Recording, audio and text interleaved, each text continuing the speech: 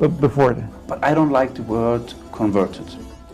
Mr. Shakhouh, I want to know how you became to know Imam Khomeni, and when was this, and how long ago was this? It's a very, very interesting question for me particularly, because I know Imam Khomeni since my childhood, when he was not very well known.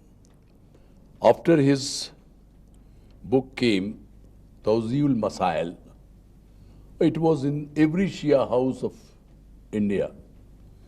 So it was published in Urdu also, translated in Urdu.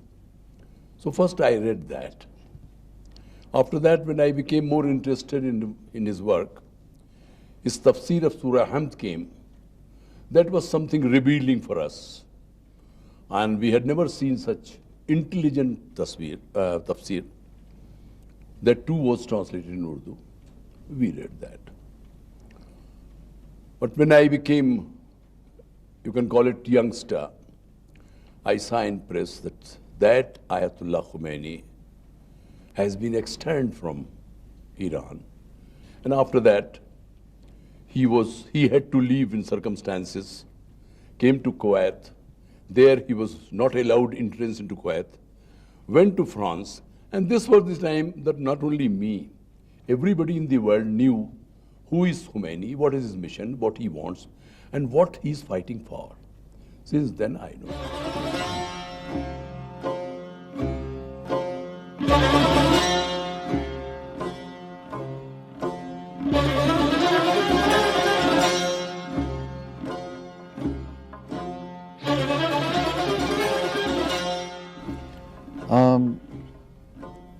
We usually break down Imam's life into different sections, into different aspects.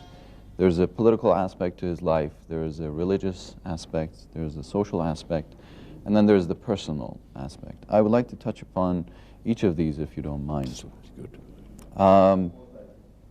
Talking about the political aspects of his life, can you please tell me what you understood from his aims and his goals? Well, I'll very, with due respect, I'll not agree that he has three different lives, such as political, religious, and social. I feel he was the person who showed that Islam is a political, socio-political religion. And he also showed that Islam has 100% capacity of ruling. Ruling is what? Ruling is politics. So he was a religious man, full of politics, because I also feel that he was so right that Islam is the oldest political party in the world today. Because Hazrat Muhammad ﷺ was the first religious hero who formed a government. Then we see in Quran that Allah asked Yusuf to take over. Then King David, who is called Hazrat Dawood Nabi, he was doing everything political. So there is no difference in politics and religion for Islam. As long as social is concerned, obviously a good governance is always very social. Unless you are social with your people, a governance is not good. It's not, you would say, democratic in other words. So all these three things combined together in the life of Imam Khomeni.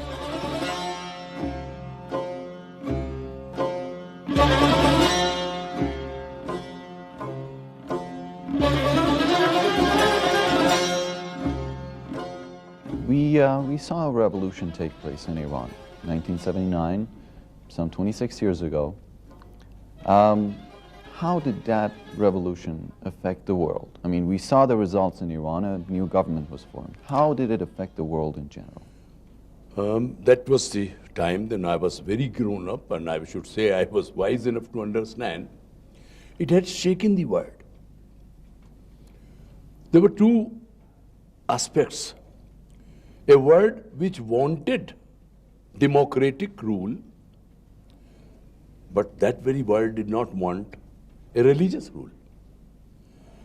They opposed Khomeini because he was head of a religion rather. But Islam wanted both to go together. So it was actually world shaking, particularly when he came from Paris and landed at Mehrabad airport. I was towards Iran. Those days TVs were not there. We were deprived of this. But everyone wanted to know what is happening there. And most of the people thought, he will not come. See the circumstances. Even a plane could not be landed because all over certain planes and helicopters were landed, not to allow him to come. But his coming there, that shows he had a resolute firmness of his ideology, and he had firm faith that he is right, and that's why he was successful.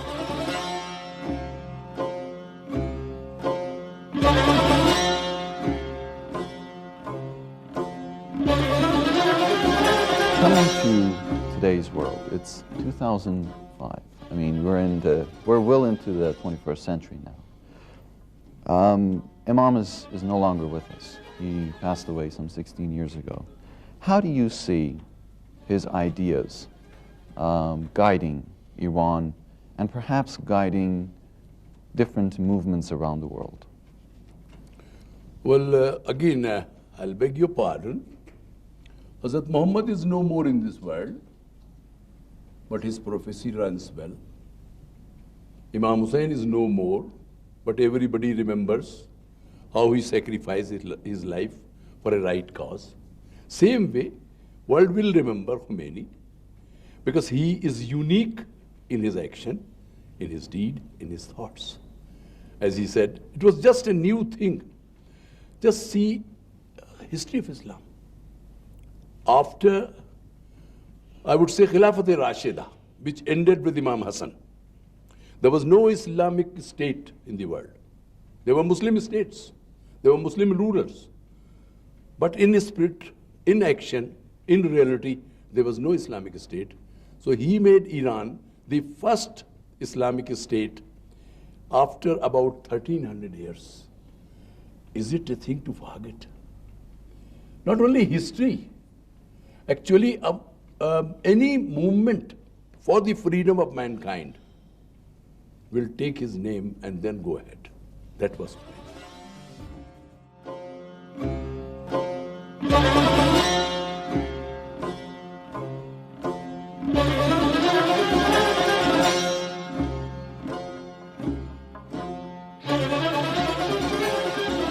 Hussein. I can agree with you there. I mean, their work, their deeds were so huge and they were innocent, so it lasted for as long as it has. Why do you think Imam Khomeini's movement has lasted so long, 26 years at least? Yeah. Prophet and Imam Hussein, their ideology was based on reality, as we call in Islamic jurisprudence, haqq. And since Khomeini was on haqq, it was a catch point for the oppressed people, not only of Iran, everywhere. Any oppressed society will feel this is the way to come out. Just now we were in seminar, a delegate of Zimbabwe spoke. He said when Imam Khomeni rose up, we thought now there is a Messiah. We can also fight the same way against the discrimination of white people. That shows there are not Muslims, hardly 5 to 7% Muslims in Zimbabwe. Yet, they were imbibed of it. But I feel that in future also, every movement will look for Khomeini's ideology, and then only if there is sincerity, if the system is right, they'll succeed, inshallah. Inshallah.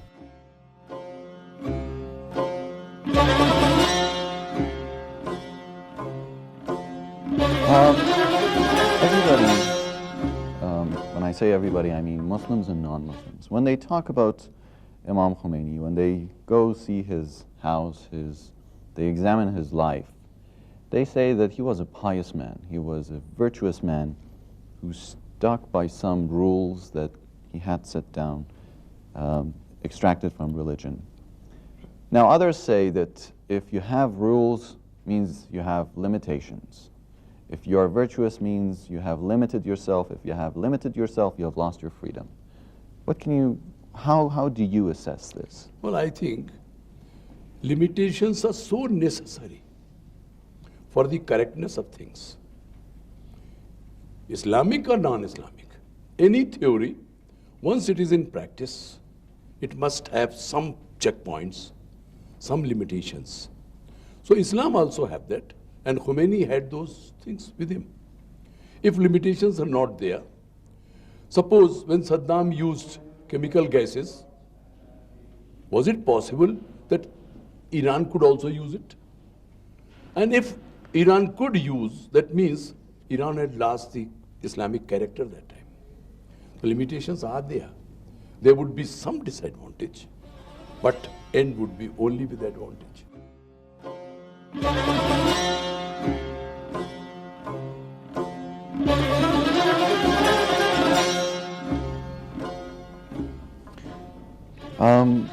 We see that in today's world there's much oppression against people, usually the minorities.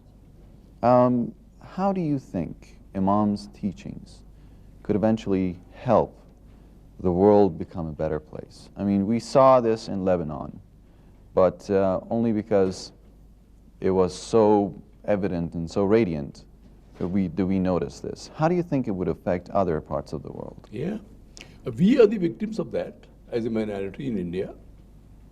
We face that terrorism against us, and in our meetings we name Khomeini.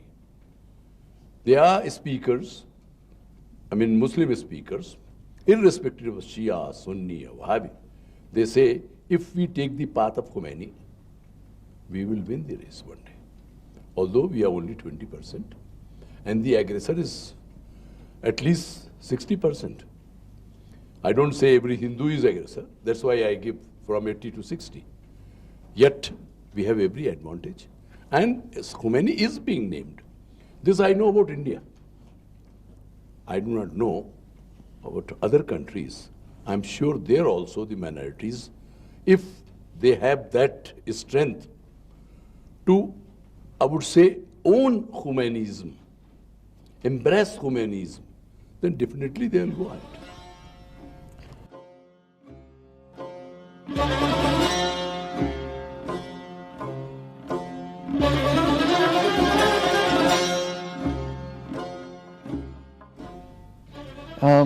After 9/11, a certain vivid segregation occurred in the world between Al-Qaeda-style fundamentalism and Iranian-style fundamentalism. Al-Qaeda-style fundamentalism, I mean people who are very rigid, close-minded, fundamentalists by the negative connotation of the word, and Iranian fundamentalism as in going back to principles, roots, and the positive connotation of the word. Do you see this coming about? It would, because Al-Qaeda was the product of Taliban, whose, I would say, godfather was America itself. So it is their own brick which is coming back. That's a different terrorism. Iran did not have any terrorism. It had a movement of defense against the biggest terrorist of that time, Shah. Well, I used to come to Iran those days before Islam came here, Islamic government came here, and I knew how people used to be frightened of that Sawak. I give you one example. I came here, went to Mashhad. I was a government servant, went to Mashhad for some work. After Ziyarat, when I was coming back, at Mashhad airport, I came to know that all flights are closed. Some snowing was there and all that. So all the passengers were there. Next to me in the chair was a Jew. And when he came to know I am Indian, he was complaining that why India is not recognizing Israel. And then I started discussing with him that India is right and Israel is wrong. And there was heated discussion. Then I realized that surrounding us, because everybody had nothing to do, surrounding us, there were so many Iranis standing.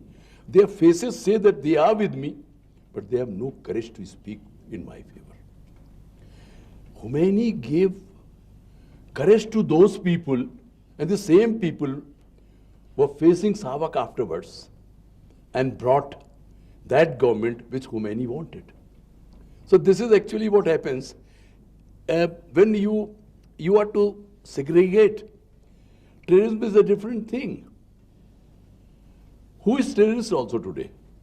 The one who is oppressed, weak, and he want to revenge back, he is called terrorist.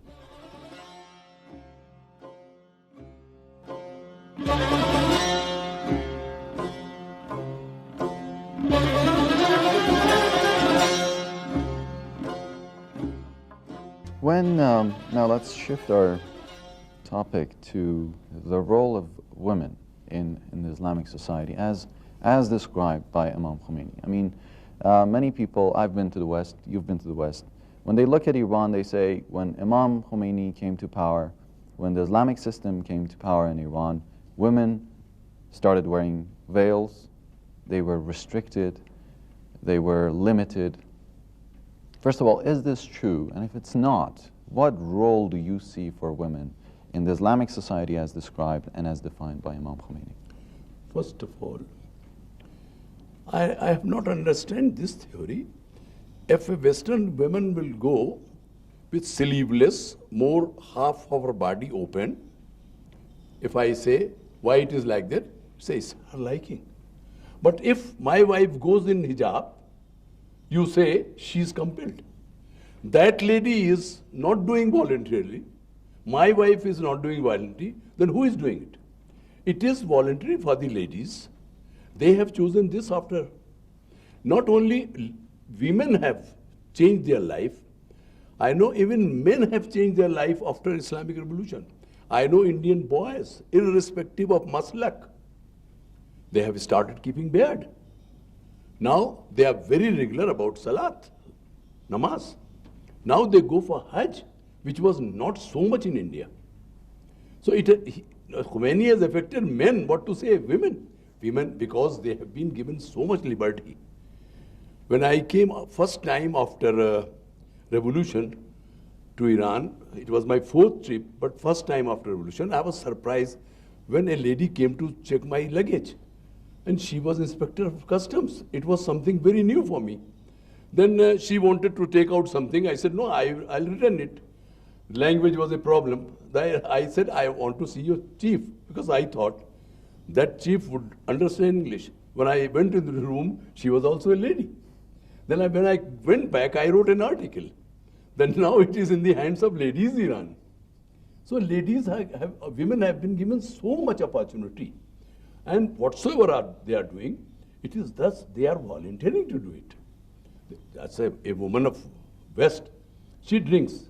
Does anybody compel her? Nobody. Our woman, she prays. No one compels her.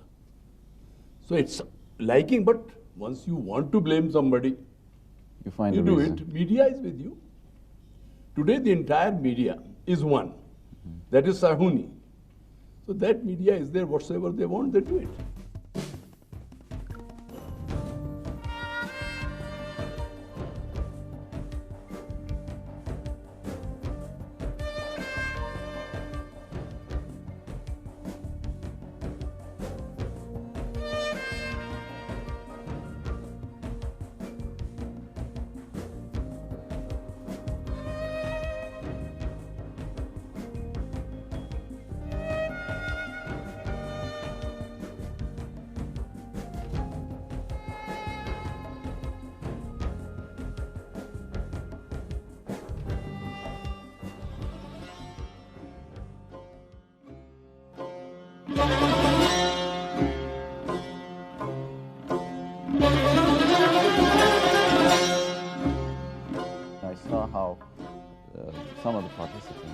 publicly showing affection towards his grandson, Hassan Agha. And it reminded me of the times when they were showing the same type of affection. I'm talking about the same type, not the same extent, the same type of affection towards Imam. Have you had any personal experience with Imam? Yes. With his... When I came first time after revolution, I had the honor of seeing him. I went and sat there where he was How did you speaking. find him? He was so soft a man, you know, one feels little frightened when you go to some such big thing. Big, not only in power, he was not the president of Iran, but in knowledge. And a man can realize how deep he is. When I went there, I found this, I was wrong. He talks to everybody. I couldn't speak English. There was an interpreter. And on certain of my 2-3 questions, he laughed also. He was so jovial and so nice person. And those who met more, they also said that he is very, very social man.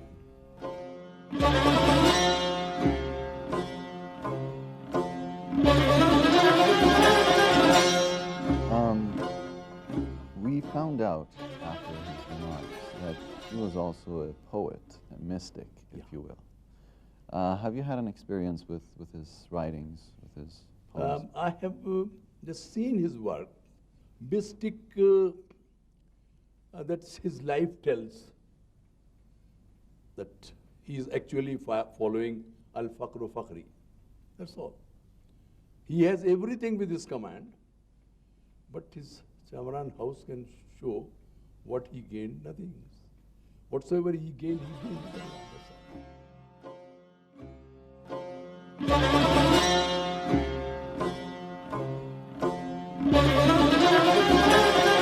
Now, I want to shift to the future.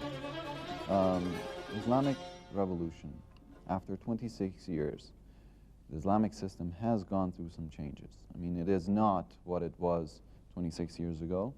We have a well-established system now. We have changed some of the things. We had a change in the constitution. How do you see the future of the Islamic system in Iran? And how do you think it can stand up against cultural invasion and the silent invasion of the West? Because as it is with every other movement, as we go along and as we get further away from the origin, things get watered down, whitewashed a bit. How do you think the system can stand up to that? Well, I think this invasion, what you say, silent. No need for them to bring any silent invasion. They're loud invasion, very loud. That is also affecting everywhere. So Iran also is that. You also have young men who can be tempted for drug, who can be tempted for nightclubs. That is true. And particularly in this advanced age, a young student goes to London. He is to study economics there. He goes to various other countries, and when he is involved in such things, when he comes back home, he feels he's suffocated because his real values have gone from him.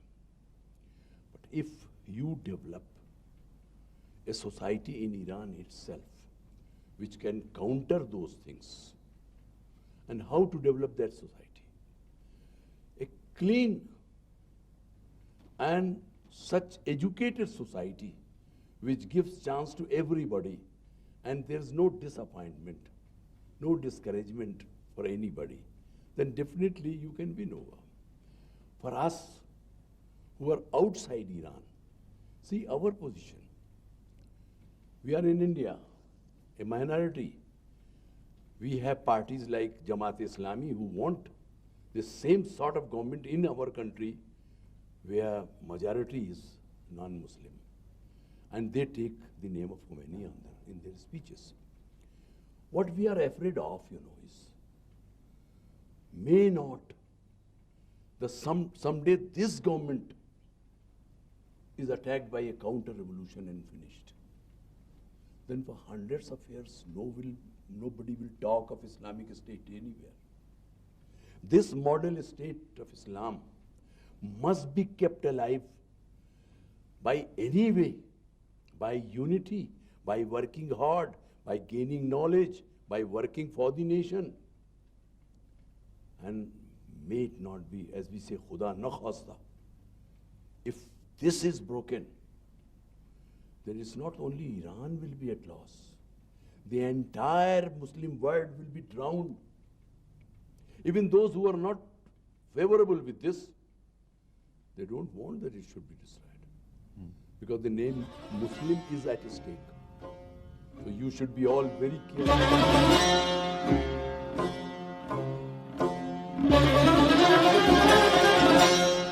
Okay, to sum it all up, Imam Khomeni in one sentence.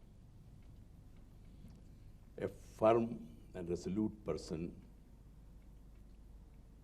for his act and deed. Dr. Basharat. www.en.imam-khomeini.ir